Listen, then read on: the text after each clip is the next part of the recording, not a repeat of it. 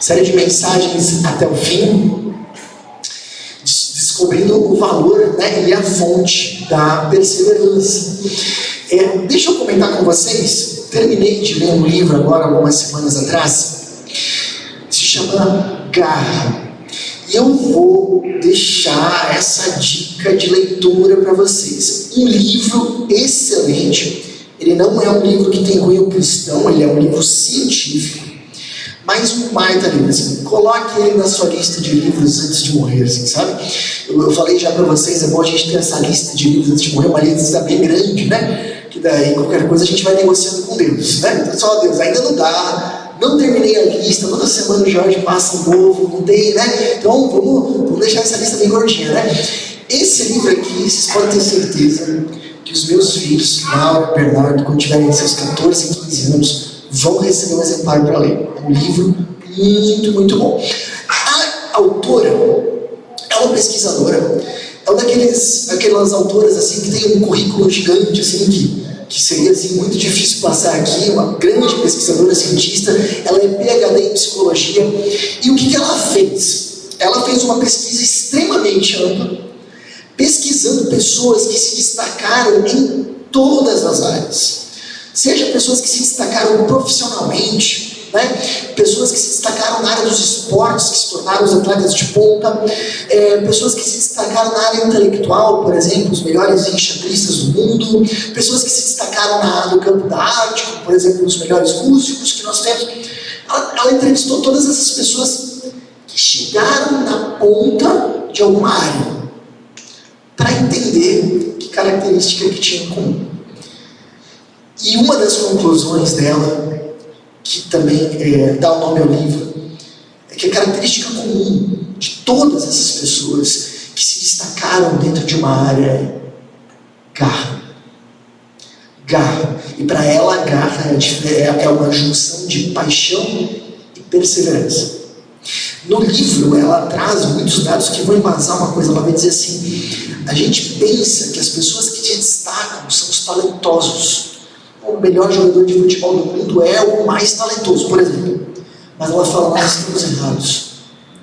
Os que mais se destacam são os perseverantes. Ela fala, não sou eu, ela fala. E ela fala: inúmeras vezes os perseverantes ultrapassam os talentosos.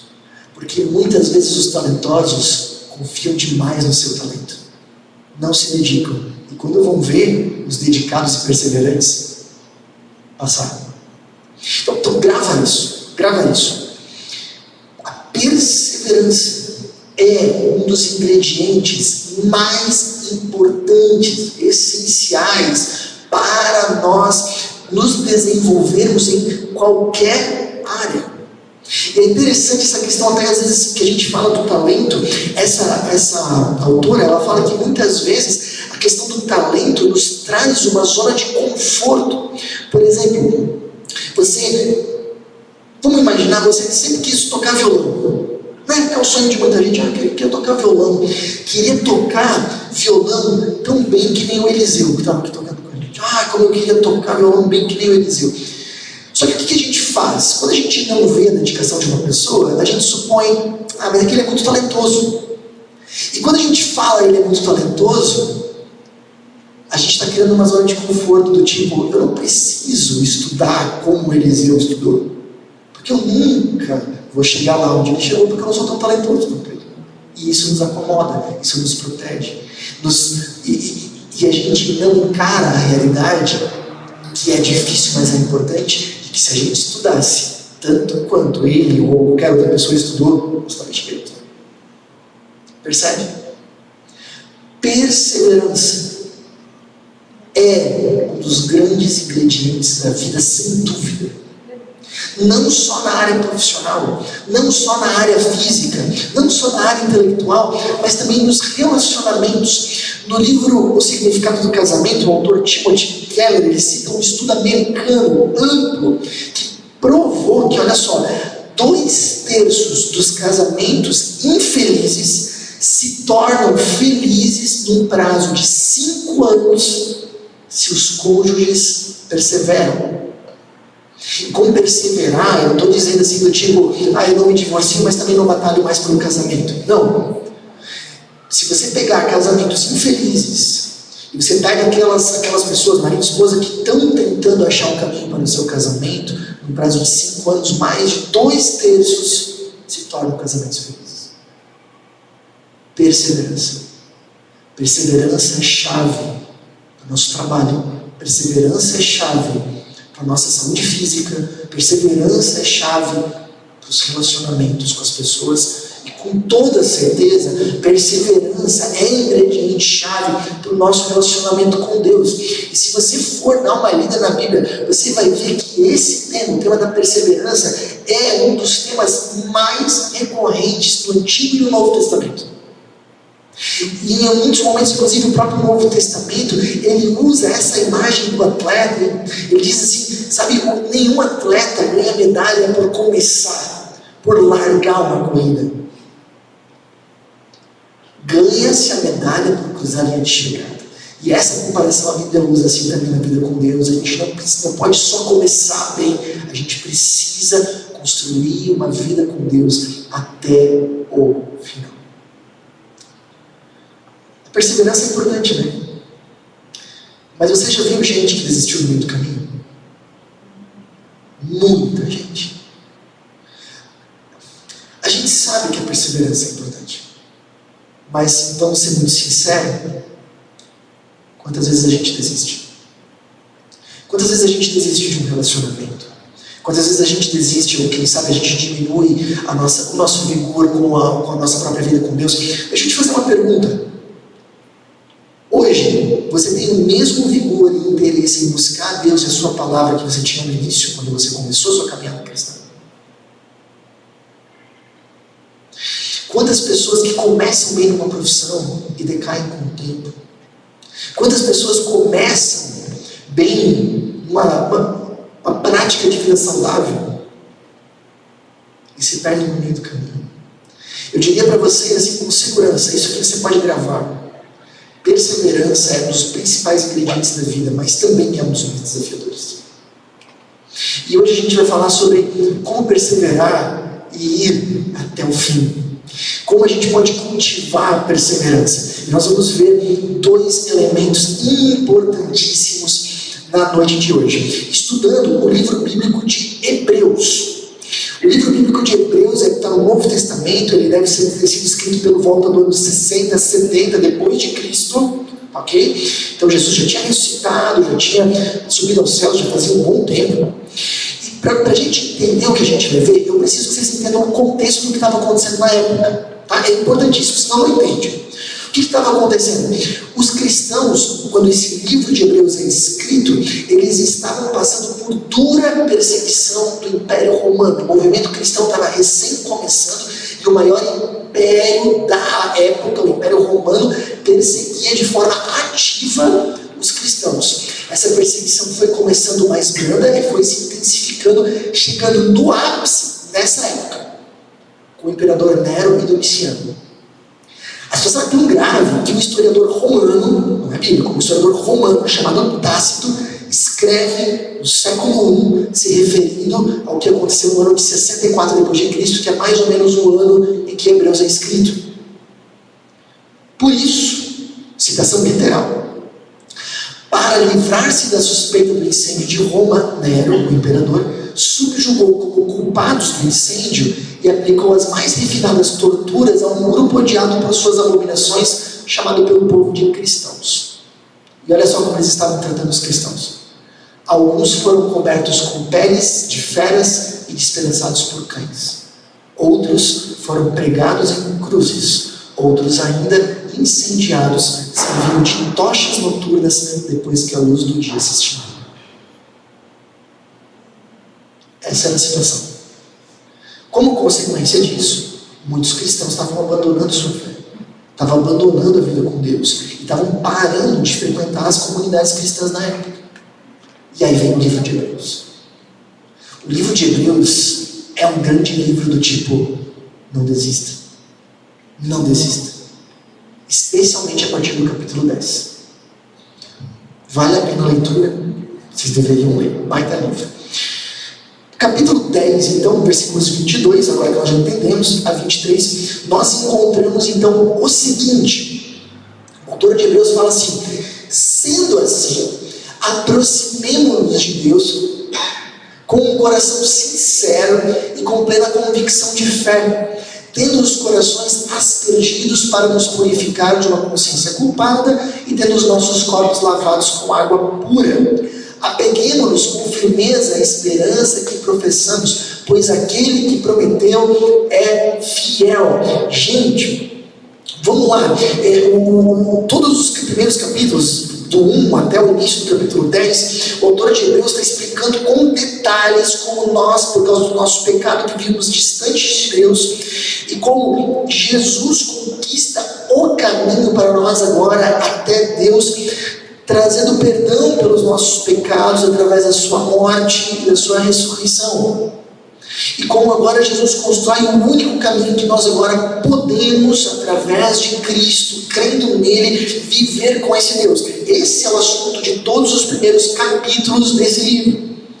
E aí ele chega no versículo 23, aqui é um versículo de virada. Ele diz: agora que a gente entendeu isso, agora que nós entendemos o quanto é precioso podermos viver com Deus, como o Carlos falou para a gente 2 semanas atrás, agora que nós entendemos o quanto custou para esse Deus nos trazer para perto dele, nos conquistar para viver com ele, a gente precisa se apegar a isso. É como se o autor de Hebreus estivesse dizendo assim: gente, não é hora de soltar isso. Pelo contrário, agora é hora de se apegar mais ainda.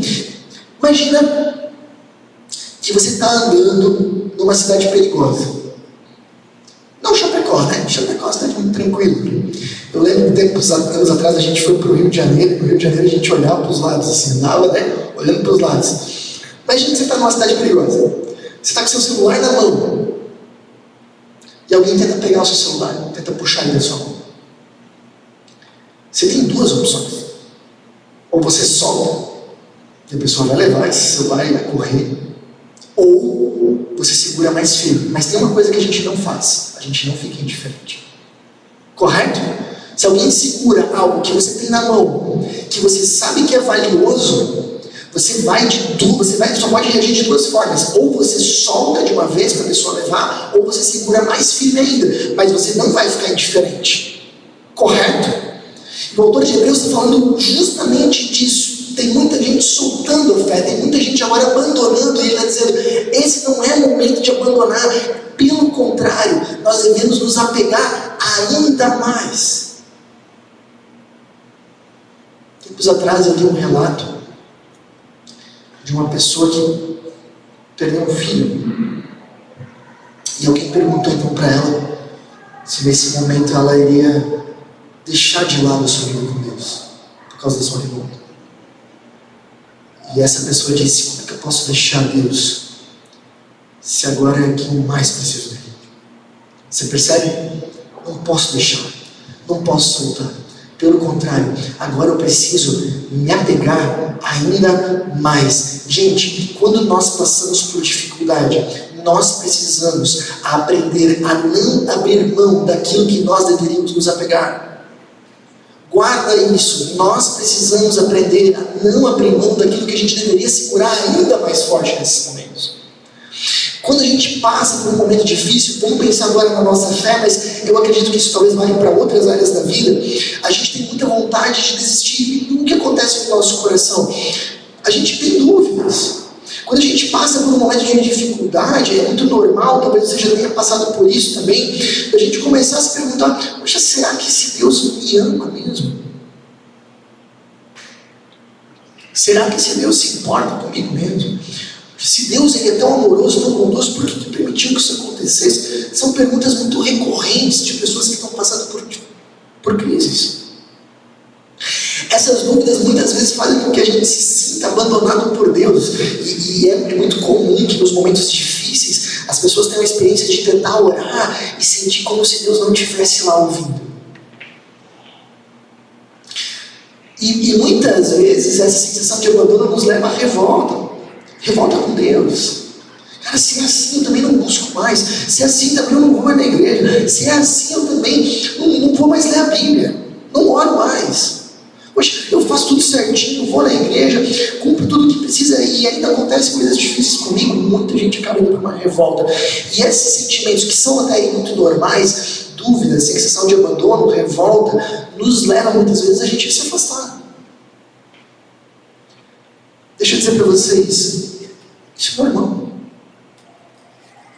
Nos momentos difíceis, pode acontecer.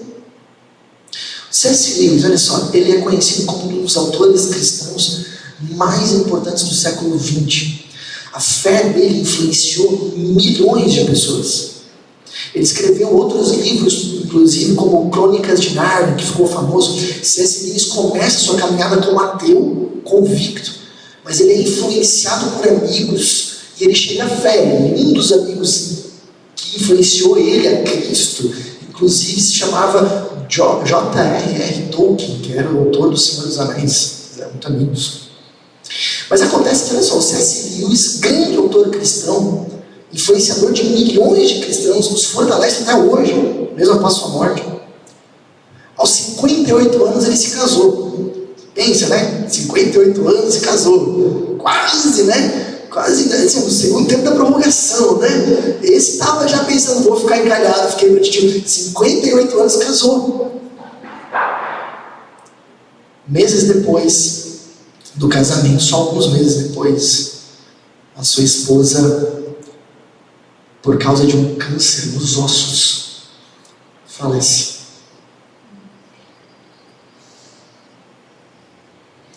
E ele escreve um livro sobre o processo de luto que ele teve. E ele escreve isso aqui no livro. Mas vá orar. O que você encontrará? Apenas uma porta batida na sua cara e o som de trancas, ferrolhos e correntes do outro lado. O que ele está dizendo é que a sensação dele era que Deus não ouvia as suas orações. E ele vai contando no livro do processo de luto, de perda, e é interessante, ele vai falando das suas orações, ele vai falando de como ele vai, muitas vezes, desabafando com Deus, com orações muito ácidas e até difíceis, mas ele não para de orar, ele não para de ir na sua comunidade cristã, ele não para de ler a Bíblia, ele não solta, ele continua junto com Deus. Acredito eu, inclusive, se ele tinha dúvidas ali, ele procura mais respostas ainda. Se ele orava, ele tenta orar mais ainda. Então ele se apega, esse é o exercício. Em vez de soltar, ele se apega, ele segura ainda mais forte. E mais para frente no livro, ele escreve isso aqui. Com o tempo, percebi que não era Deus, não era que Deus tivesse se calado, mas que eu estava tão ferido e confuso que eu não conseguia ouvir. Essa é a experiência. Quando a gente passa por dificuldades, o que o autor de Hebreus está falando, que essas pessoas estão falando, a gente tem muita vontade de desistir.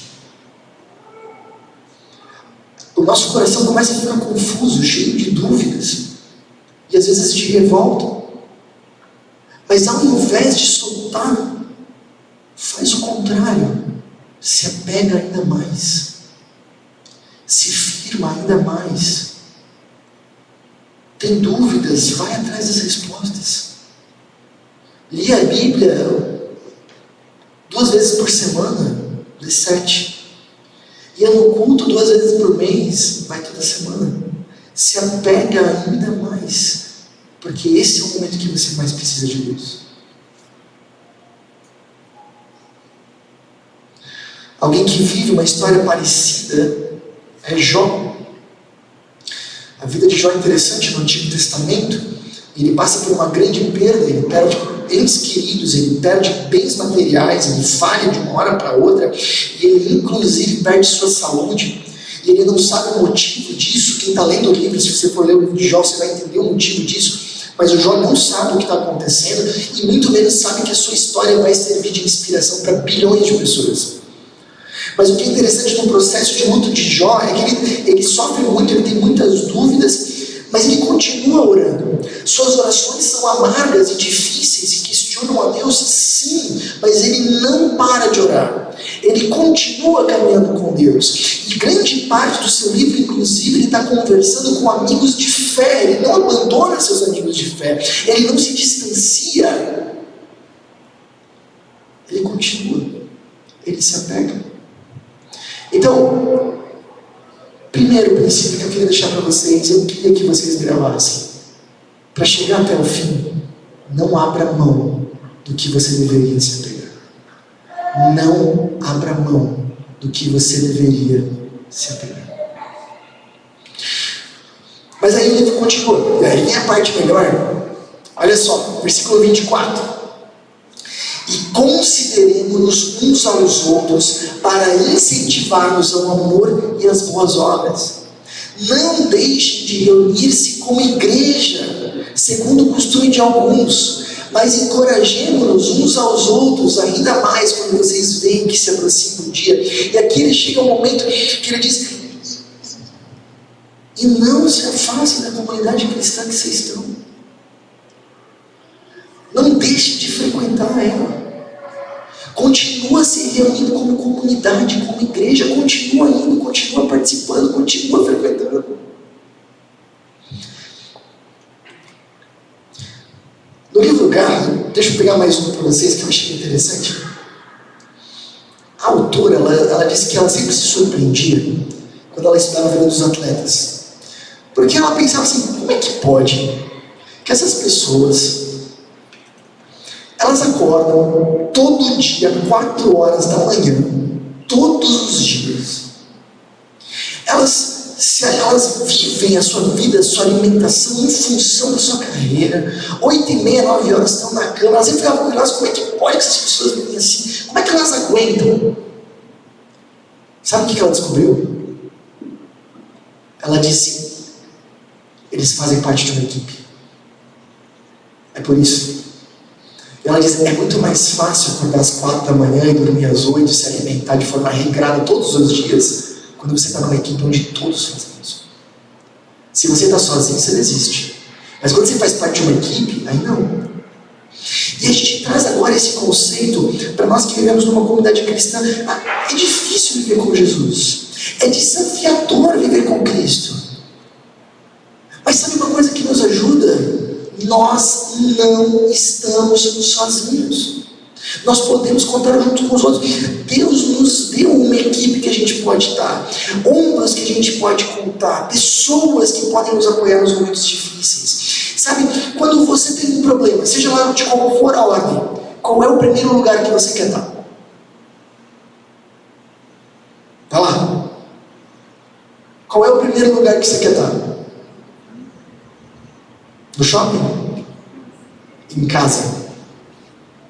Em casa, com a sua família, não é? E a Bíblia chama de família da fé. A Bíblia chama a comunidade cristã de família da fé. Por quê?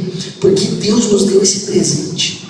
Quando as coisas ficam difíceis, nós não estamos sozinhos, nós temos um ao outro. E a grande questão é que quando as coisas começam a ficar complicadas, uma das nossas maiores tendências é nós nos isolarmos. Esse aqui é o George Bonando, ele é professor de psicologia na Columbia University e um dos maiores autoridades hoje em processo de luto. Ele fala: olha só, grava isso. As pessoas frequentemente respondem à perda súbita se afastando do contato social, mesmo que seja o apoio social que mais as ajuda a se recuperar. Aí, quando a gente tem um problema, nas primeiras coisas a gente se isola, o que é uma das piores coisas que a gente pode fazer, porque é justamente o contato com as pessoas que pode nos ajudar. Gente, eu tenho visto muita gente ficando pelo caminho. Desde antes de ser pastor, eu não falando só de Chapecó, de Palmitos, de São Bento, que foram os lugares que eu fui pastor. Mas quando eu era jovem, 20 anos atrás, eu olho para as pessoas que estavam naquele meu grupo de jovens. São pouquíssimos os que hoje caminham com Cristo. Pouquíssimos. Se eu olho para os meus anos de pastorado, todos os lugares que eu passei, perdi a conta de quantas pessoas ficaram pelo caminho. E sabe como a grande maioria começa a se afastar do caminho de Jesus? Passa por uma dificuldade. E ao invés de se aproximar da comunidade cristã que fazem parte, se afasta. E ao invés de se apegar às convicções de fé que tem, solta. Eu tenho visto, eu queria que vocês gravassem isso. Leva isso para a tua vida, para o coração. A maneira como a gente lida com a comunidade cristã que nós estamos, em grande parte, é o termômetro da nossa vida de fé. Porque a gente sempre acha que a gente está bem. Não, eu tenho bem, eu estou bem com Deus, eu estou tranquilo com Ele. Mas na grande maioria, a nossa relação com a nossa comunidade cristã acaba sendo um termômetro para a nossa vida de fé. E quando nós acabamos nos distanciando da nossa comunidade cristã, com o tempo a gente vai aprendendo menos da palavra. Com o tempo a gente vai se tornando menos sensível ao nosso pecado. Com o tempo a nossa vida de fé vai esfriando. É aquela velha história. Pega uma fogueira, tira uma brasa do meio e coloca de lado. É uma questão de tempo, mas vai apagar. Vai apagar. E o autor de Hebreus aqui está justamente combatendo. Ele diz: não parem de se reunir, não deixem de estar juntos. Esse é o momento para nós estarmos ainda mais conectados como comunidade cristã. Se apeguem às pessoas que estão ao seu lado, contem com elas, não deixem de se reunir, se fortaleçam mutuamente, a expressão que ele usa. Sabe, quando a gente tem vontade, quando a gente passa por um problema, a gente tem uma tendência de isolamento. Por quê? Às vezes é um mecanismo de autoproteção, a gente passou por tanta coisa, a gente quer se proteger um pouquinho, não quer se expor tanto. Às vezes a gente tem medo de julgamento ou vergonha do que aconteceu. Às vezes a gente simplesmente não tem disposição para estar junto com pessoas, porque é algo que muitas vezes consome a nossa energia. A gente muitas vezes acaba tendo uma visão distorcida, pensando que as pessoas não se importam, mas isso não é verdade. A nossa ótica é sobre isso. E o que o autor de Hebreus está dizendo de forma intencional, que para a gente não ficar no meio do caminho, para a gente conseguir perseverar até o final, a gente precisa lutar contra essa força que nos leva para o isolamento e optar por viver em comunidade, que é onde nós encontramos acolhimento, apoio, cura. Viva em comunidade, não deixa a crise te isolar, não deixa ela te separar das pessoas que te amam, que estão ali compartilhando a caminhada junto contigo. Sabe, o que eu tenho visto e revisto, eu quero que isso seja um alerta. E por favor, se você está desatento agora, é o momento de ficar atento. Muita gente ficando pelo caminho, e o início normalmente é nós nos tornarmos relapsos com a nossa comunidade cristã. E o motivo que eu mais vejo as pessoas usando para justificar muitas vezes a sua falta de comprometimento ou de prioridade com a sua vida de fé: não, mas eu estou bem com Deus, eu oro em casa, eu tenho uma vida com Deus em casa.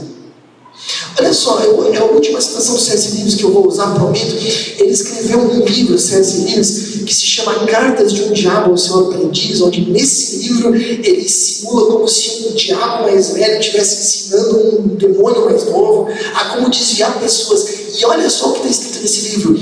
Imagina, né? Um diabo orientando o outro nessa ideia dele. Se não conseguirmos impedir que o paciente vá à igreja, ao menos devemos torná-lo um vagabundo descomprometido de igrejas.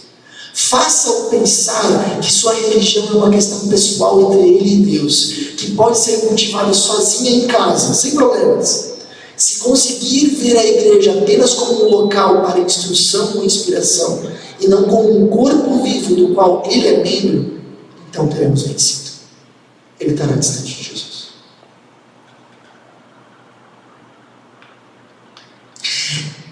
A vida cristã, ela é feita para viver em comunidade. Ela não é feita para viver sozinho. Em nenhum momento, Antigo e Novo Testamento, eu desafio você a perceber um conceito de eu vivo com Deus em casa. Não existe na Bíblia. Mas o que existe na Bíblia, no Antigo Testamento, são pessoas vivendo a sua fé num contexto de povo. E no Novo Testamento, pessoas vivendo a sua fé numa comunidade de discípulos, que depois é chamada de igreja.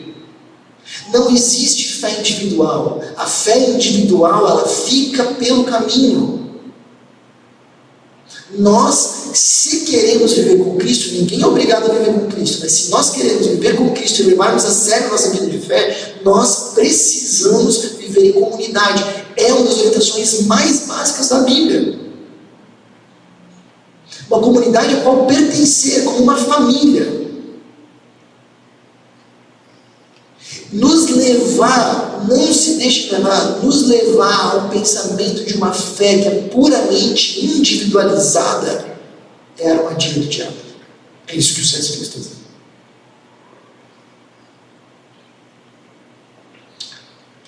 Um último exemplo, com ele eu finalizo. Tomé é um discípulo que vive uma crise na ressurreição de Jesus. Quando Jesus ressuscita, ele aparece aos seus discípulos e todos ficam maravilhados, mas Tomé não estava. Tomé faltou no culto naquele dia, sabe? Faltou, né? Não sei se recebeu visita ali na hora, o que aconteceu, mas ele não estava no culto naquele dia. E aí os outros discípulos encontram Tomé e dizem: vai acreditar, Jesus ressuscitou, a gente apareceu para nós. E o Tomé disse: não, eu não acredito. Só acredito, Tomé falando, se eu colocar as mãos nas suas feridas, aí eu acredito. Sabe o que acontece? Jesus aparece novamente para o grupo de discípulos. Mas dessa vez, Tomé não tinha faltado o culto. Ele faltou uma semana só, na outra ele estava lá, né? Pelo menos, né? E aí ele encontra Jesus. E Jesus mostra para ele as feridas. Sabe o que eu acho lindo dessa história? É que Jesus responde as perguntas do Tomé. Jesus vai ao encontro do Tomé. Mas onde o Tomé estava? Sozinho em casa? Não. Ele estava junto na comunidade de discípulos. Apesar da sua crise, apesar das suas dúvidas, ele estava lá. E foi na comunidade de discípulos que Jesus vai ao encontro dele e responde as suas dúvidas e tira ele da sua crise. Nós cremos em um Jesus que não nos abandona, que apesar da nossa fraqueza, que apesar das nossas crises, dificuldades, dúvidas e revoltas, Ele não nos deixa. Ele poderia nos rejeitar, mas Ele não rejeita. Nós cremos num Cristo que vem ao nosso encontro como foi o do Tomé. Mas qual é a nossa parte? A nossa parte é estar junto com a nossa comunidade, em contato com a palavra, porque é através dessa palavra que Jesus trabalha nas nossas vidas. Como o próprio Cristo falou, onde 2 ou 3 estiverem reunidos, estarei no meio deles. Não sozinho, na comunidade. Eu queria que você refletisse um pouco na sua vida. Pensa um pouquinho. Os 2 princípios que nós vimos eram, para chegar até o fim, não abra mão do que você deveria se apegar. E não se afaste de quem você deveria se aproximar. Pensa um pouquinho na sua vida. Quando você passa por dificuldades, você se afasta da sua comunidade cristã ou se aproxima ainda mais? Só pensa um pouquinho. Pensa um pouquinho. Se a sua vida em igreja fosse o termômetro da sua fé, o que ele estaria indicando nesse momento? Estaria indicando nesse momento. Se o isolamento for uma estratégia sutil do inimigo para te afastar de Deus e te separar de apoio, como você estaria se saindo? Você estaria caindo nessa mentira. Eu queria encorajar vocês a tomarem uma decisão. Quando os momentos difíceis chegarem, talvez você esteja vivendo eles nesse momento, talvez eles ainda virão. Mas decida não abrir mão do que você deveria se apegar. E decida não se afastar das pessoas que você deveria se aproximar, por mais difícil que seja.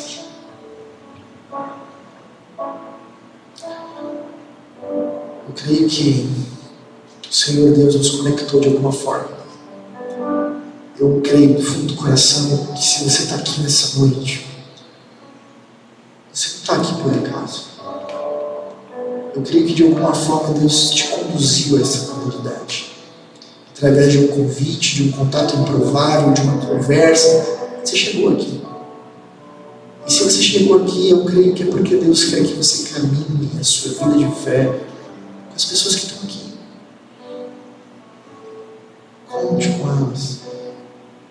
Deixa que elas sejam um abraço de Deus quando você precisar. Você não está sozinho. Deixa esse Deus se aproximar de ti, demonstrar o amor dele por ti, através da comunidade.